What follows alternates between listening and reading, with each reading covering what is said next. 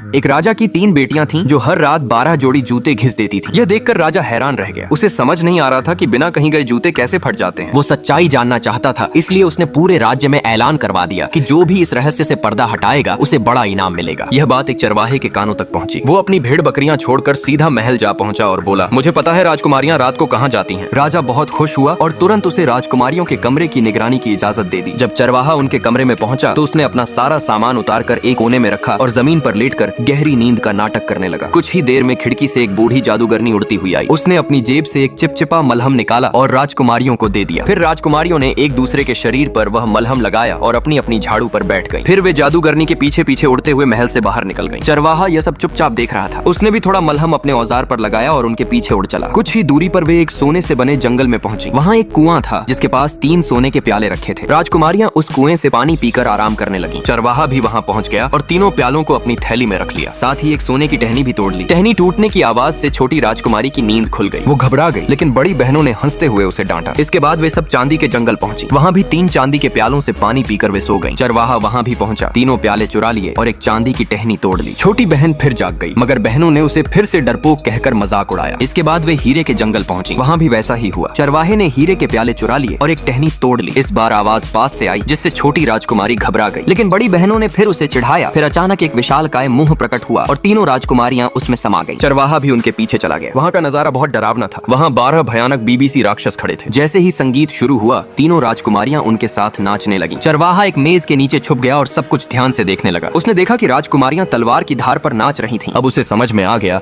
कि हर रात उनके जूते कैसे घिस जाते हैं। कुछ ही देर में तीनों की जूतियां फट गईं और वे थक कर गिर पड़ी। इतनी थक गई थीं कि खाने की भी हिम्मत नहीं बची थी। एक राजकुमारी ने हीरे का चम्मच गिरा दिया, दूसरी ने कांटा। चरवाहा झटपट उन्हें उठा लेता है और उड़कर महल लौट आता है। फिर से वह जमीन पर लेटकर सोने का नाटक करता है। कुछ समय बाद झाड़ू लौट आई और तीनों बहनों को लेकर महल आ गईं। उन्होंने देखा कि चरवाहा अब भी गहरी नींद में सो रहा है। बड़ी बहनों ने छोटी को चिढ़ाया कि तू तो बेवजह डर रही थी। सुबह होते ही चरवाहा राजा के पास पहुंचा और पूरी कहानी विस्तार से बताई। उसने सबूत भी दिखाए, सोने, चांदी, हीरे के प्याले, टूटी हुई टहनियां और हीरे का चम्मच कांटा। राजा यह सब देखकर दंग रह गया। उसने कभी सोचा भी नहीं था कि उसकी बेटियां हर रात राक्षसों के साथ नाचने जाती हैं। गुस्से में आकर राजा ने दोनों बड़ी बेटियों को बंदी बना लिया और सबसे छोटी बेटी को इनाम में चरवा